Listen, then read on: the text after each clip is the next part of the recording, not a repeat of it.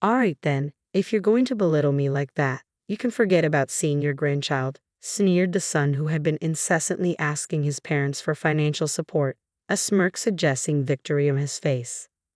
Sorry to burst your bubble, but I'm a cut above my sister here. I have a steady income and I don't need mom to bail me out anymore. If you want to cut ties, feel free. We won't be showing you our Katie even when we have one. Please keep your distance from our lives. And don't think about crying to us about your retirement expenses because we won't pay a dime. Having had their say, the two left. In the end, just as my daughter predicted, all they wanted was to leech off of me and live a luxurious life. They even stooped so low as to exploit a parent's longing to see their grandchild. I won't let them manipulate me anymore. My name is Mary. I'm turning 54 this year. After having 2 kids, I divorced their father and managed to scrape by on the child support payments he provided. Thankfully, I was able to return to my previous job, which allowed me to make ends meet while putting a bit aside. I've tried to compensate for the absence of their father, but perhaps I was a bit naive in my approach. The wake-up call came when my son got married.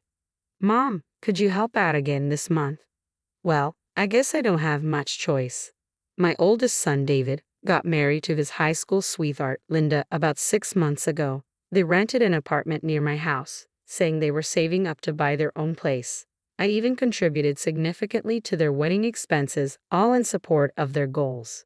Still, David would make requests for money with a humble gesture, a plea to me, his mother. He'd talk about how his company was struggling, how his salary and bonuses were stagnating. He'd explain how Linda's parents were unwell and he had to send them money. All kinds of hardships were shared with me.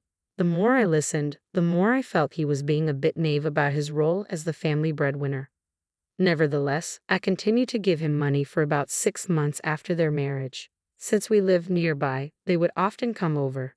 We frequently shared dinners, and I assumed David was bringing Linda over to my place. Despite being newlyweds, they seemed to prefer spending time with me rather than by themselves. I even hinted at this once, but Linda only responded with, "Your cooking is so good, Mary. I could eat it every day." Although I was flattered, Linda never showed any interest in learning my recipes or helping me cook. The years passed in this way until my daughter, Tricia, started applying to colleges. At that crucial time, I asked David and Linda to refrain from visiting so frequently. Yet they continued to ask for financial support, and once the college applications were over, they were back to their usual frequent visits. Around that time, Tricia and Linda started having disagreements. "Mary, your financial help has really saved us. The economy is so tough, and David's company isn't doing well.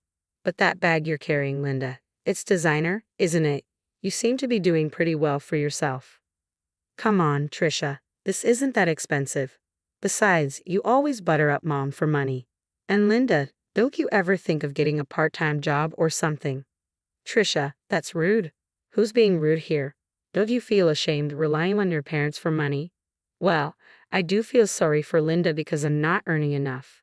"No, not to Linda, to mom." "It's all right, Tricia, let's call it. We're all going through a tough time. Let's be understanding." It wasn't the first or second time I had to mediate between my children like this during meals. I understood Tricia's complaints, but I believed they just needed to endure a bit longer. I trusted they would soon say they could stand on their own feet and wouldn't need any more financial support. Above all, she didn't want to burden her children with money issues, especially without a father figure around. These were some of the thoughts running through Mary's head as she finished dinner and started cleaning up. She heard Linda from behind. Excuse me." Mary turned around with a smile, thinking that the moment she had anticipated had arrived. Linda's words froze her smile. "Thank you so much for your support, Mom. It's really a big help." "It's okay. I'm sorry Tricia can be a bit of a nag." "Don't worry about it. But I have a favor to ask." "What is it?" "Recently, I've been thinking about having a child, but I'm not confident about the finances." "What?" "Well, it's hard to have a baby when you're older, isn't it?" "Well, I guess it might be. So, I was wondering if you could increase the amount of support money a little more." Shockingly, David and Linda weren't discontent with walking on their own feet. They were actually planning on having a child in this situation. How can they consider having a child when their financial outlook is so unstable?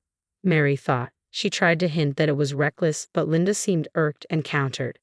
"Don't you want to see your grandchild?" "I'm not saying I don't want to. Exactly. I'm an only child and I really want my parents to meet their grandchild as soon as possible.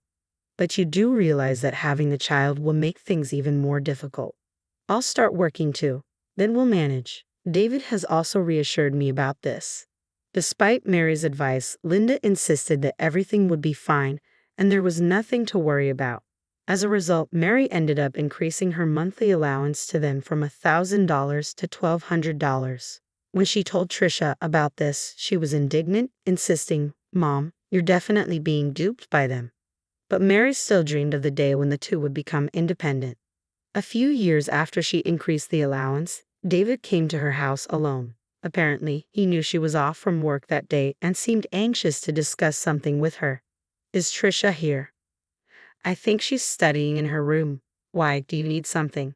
"No, it's okay. I just have something to ask of you, Mom. I hope it's not bad news." "Well, I was wondering if you could increase the allowance a little more." Mary had kind of expected it from David's demeanor, but she was utterly disappointed that both he and Linda just kept asking for money with no remorse. She let out a heavy sigh and finally, in a loud voice, reprimanded David. "Enough is enough. How long do you plan on relying on your parents?" No, you're misunderstanding. Linda has been getting tests done at the hospital." "Is Linda sick?" "No, not like that. She's been getting tests done for childbirth and it's turning out to be more expensive than we thought. We're short on cash. That's why I told you it's not a good idea to have a child without proper planning. What will you do if something unexpected happens? If the child gets injured or if one of you falls ill, you can't just say we don't have money. You don't think everything will be fine just by begging me, do you?" "Don't get too angry. I didn't know the tests were going to be so expensive." "Isn't that odd?" Mary turned around at the sound of the sudden interjection to find Trisha, who had seemingly been in the living room for a while. David made a sour face trying to shoo her away. But Trisha stopped him from saying anything and approached him. "What kind of tests are you talking about for childbirth? If she's pregnant, can't you check it with a pregnancy test?" "What test is it?" "I don't know. Linda went alone. I just heard we don't have enough money." "Why did you let Linda go to the hospital alone for such a serious matter as childbirth? Normally couples go together to listen to the doctor, don't they?" "David, you have the day off today, right? Don't butt in. You're just a kid who knows nothing about pregnancy." "The one who doesn't understand what even a kid does is you, David." There was some arguing, but David couldn't refuse Trisha's points and reluctantly left. Well, I thought Trisha had a point. I told her, isn't it okay to cut them some slack considering their situation? She sighed at me. "Mom, are you serious?" "What do you mean?" "They just want money. Their reasons are surely fabricated." "Why would you say that?"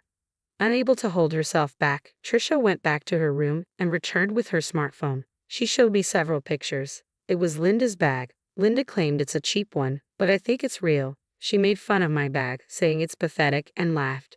"This bag costs $1,200. That's the same as the monthly allowance." "Yeah, and it's a high-end brand. And no matter how cheap it is, she had a different bag each time she came over. I think she's just spending the allowance on these kinds of things." "You might be right. Linda did have a lot of different bags. She was laughing behind your back, calling you a fool for not noticing." "You wouldn't know." Then Trisha showed me a recording. It was a conversation between Linda and Trisha, recorded when I was at work and Linda had come over to the house. "Trisha, I know you don't carry anything but cheap bags and you're not interested in money, right? Could you ask your mom to increase the amount she's sending to me? Didn't you say something like this before and got some money from Mom?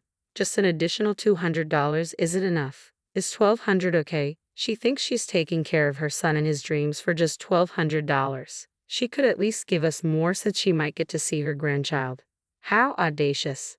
Don't you understand it's better for the world if young people spend the money instead of the old hoarding it? "Hey, Mom. Are you still going to keep sending them money after they said all this?" Her voice was unmistakably clear. Trisha had secretly recorded their conversation on her phone that was stashed in her pocket. Upon hearing it, I felt both disappointed and deeply sorry for Trisha. She had been exposed to her brother and his wife begging their own mother for money. It was a wake-up call. I need to talk with David and Linda. "I'm glad. If you're gonna do that, I'll help you however much I can." "Thank you." The next day, I invited the two of them to my house. Linda arrived with one of those $1,200 bags in her hand, her face beaming with delight.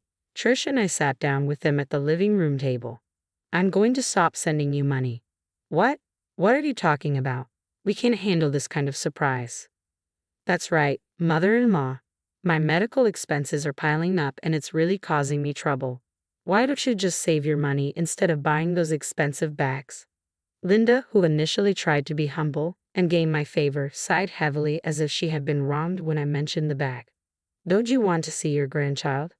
I would feel sorry for the child being born to such irresponsible parents. Are you saying that even though your son is in trouble, you're not going to help us? I've been helping you enough. I've been sending you money for 10 years now, David. You should stop this already. It was you? You must have said something to Mom. Trisha has nothing to do with this. It's my decision based on your behavior. As I firmly stated this, David and Linda fell silent. Seeing this, I felt relieved that we could end this after a decent conversation. But then David laughed in a mocking tone and started shouting at us. Well, fine. If you're gonna insult me like this, then give up on ever seeing your grandchild. What are you talking about? Weren't you the one who was disrespecting Mom? You kept sending me money because you thought I was useless, right? That's right. You kept paying us because you thought David was struggling, right? What are you trying to say? Sorry to break it to you, but unlike you, I'm actually competent. I've been earning my own money, so I don't need Mom's help. Feel free to stop giving us your petty cash. You're blaming us, but you're just saying you can't go on without the money, right? Yeah, that's right. But don't come crying to us for money for your old age expenses after showing us this attitude.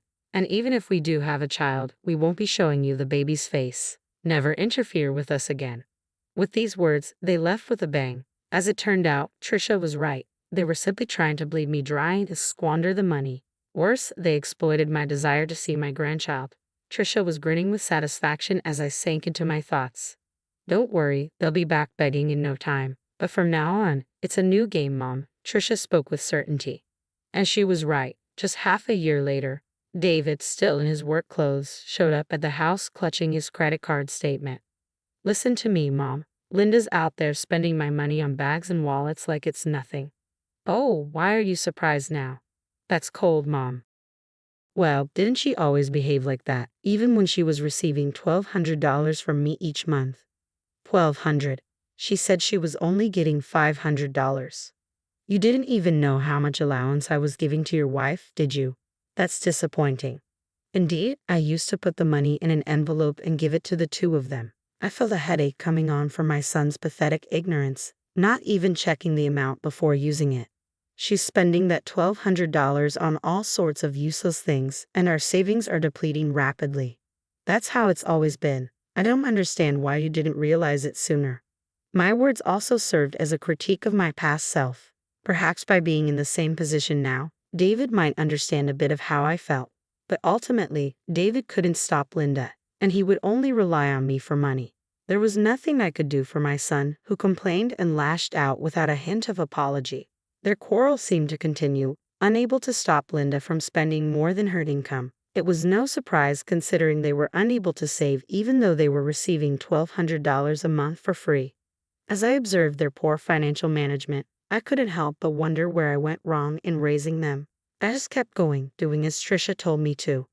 Mom, I don't know you moved, was the message I received 10 days after the move. Trisha had anticipated that David and Linda would come asking for money again. And so, as a precaution, we sold our house and moved to an apartment with easy access to Trisha's workplace. Of course, we didn't tell the two of them our new address. Just as Trisha had predicted, they came to our old place and, finding us gone, sent a frantic email. I received a flurry of apologetic emails from David, mixed with preaching about how he wouldn't care about my old age or his children's future. If they are this desperate, I wonder if they have also been rude to Linda's parents. That's not likely. Linda's parents are just like her, always asking for handouts. Trisha told me, sharing some information she'd learned about Linda's family. From the $1,200 I used to give her, it seemed Linda had also been passing on some money to her parents. It finally made sense how they could spend so much each month. And now, with their disposable income finally gone, it seemed that David and Linda were being pressed for money by Linda's parents. I was speechless at how my son and daughter-in-law could still think of relying on others after all they had gone through. Seeing the emails I'd received, Trisha laughed and said, "I told you so," before promptly blocking them. I felt neither sympathy nor pity for David and Linda, even if they apologize. After all, they were so proud of their good and common qualifications. So they should work hard together. Of course, Trisha had enough trouble over David. I've been helping him out, even dipping into my savings while working, but I have done enough. From now on, until Trisha finds a good partner, we'll support each other as mother and daughter.